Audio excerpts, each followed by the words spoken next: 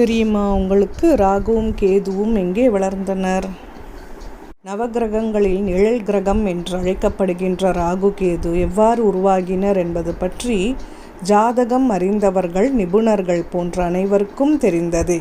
ஆனால் அவர்கள் இருவரும் எங்கே வளர்ந்தனர் என்று இதுவரை யாரும் அறியாத தகவல்களை நாம் தெரிந்து கொள்ளலாம். அசுரர்களுக்கும் தேவர்களுக்கும் நிரந்த பகை இருந்ததால் அவர்களுக்குள் அடிக்கடி சண்டை ஏற்பட்டது. அதனால் ஏற்பட்ட போரில் தொடர்ந்து அசுரர்களை எதிர்த்து தேவர்களால் போரிட முடியவில்லை. மேலும் தேவர்கள் தரப்பில் அழிவு ஏற்படும் போது அவர்கள் எண்ணிக்கையும் வெகுவாக குறைந்து வந்தது. ஆனால் அசுரர்கள் தரப்பில் அசுரகுரு சஞ்சீவி மந்திரத்தை தெரிந்திருந்ததால் அசுரர்களுக்கு சேதாரம் எதுவும் இல்லை. அதையடுத்து தேவர்களின் பாதுகாப்பிற்காக பார்க்கடலை கடைந்து அமிர்தம் எடுப்பது என்று முடிவு செய்யப்பட்டது.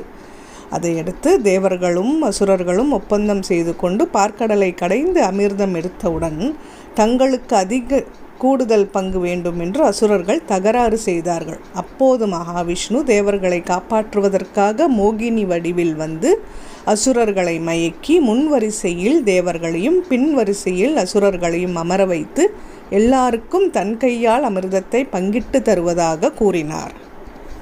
இந்நிலையில் தேவர்களுக்கு மட்டும் அமிர்தத்தை கொடுத்துவிட்டு அசுரர்களை மோகினி ஏமாற்றி விடுவாள் என்று நினைத்த சொர்ணபானு என்ற அசுரன் தேவர் மாதிரி உருமாறி தேவர்கள் வரிசையில் அமர்ந்து அமிர்தத்தை வாங்கி சாப்பிட்டு விட்டான்.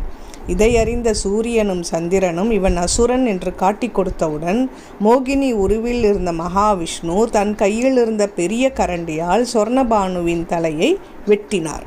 ஆனால் அமிர்தம் அருந்தியதால் சொர்ணபானு உயிரிழக்காமல் தலை ஒரு பாகமாகவும் உடல் ஒரு பாகமாகவும் 2 பாகமானான்.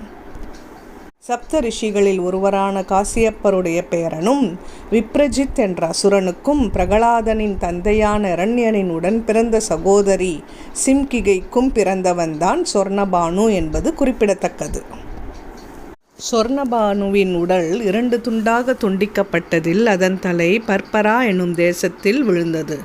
பர்பரா நாட்டின் மன்னரான பைட்டினசன் என்பவன் தன் மனைவியுடன் சென்று கொண்டிருந்த போது இந்த தலையை கண்டதும் அரண்மனைக்கு எடுத்து சென்று வளர்த்தான். அமிர்தம் சாப்பிட்டதால் உயிர் போகாமல் சொர்ணபானுவின் தலை இருந்தது. அதன் பிறகு தனக்கு அழியாத நிலையை கொடுத்த விஷ்ணுவை குறித்து அவன் கடுமையாக தவம் செய்தான். அதன் விளைவாக தலையின் கீழ் பாம்பு உருவம் மலர்ந்து ராகு பகவான் ஆனார். இதன் காரணமாகவே ராகுவை பைட்டினஸ் குலத்தவர் என்று கூறுகின்றனர். இந்நிலையில் சொர்ணபானுவின் உடல் மலயம் என்ற பகுதியில் ஜைமினி முனிவர் வாழ்ந்த இடத்தில் விழுந்தது. அதை அடுத்து அந்த உடலை ஜைமினி முனிவர் எடுத்து ஆன்மீக தகவல்களை தெரிவித்து ஞானகாரகனாக வளர்த்தார். ராகுவைப் போலவே கேதுவும் விஷ்ணு பகவானை குறித்து தவம் செய்திட தலையற்ற உடலின் மீது தலையாக பாம்பின் 5 தலை உருவாகி கேது பகவான் என்று பெயர் பெற்றார். ஜைமினி முனிவர் எடுத்து வளர்த்ததால் ஜைமினி கோத்திரத்தை சேர்ந்தவர் ஆனார்.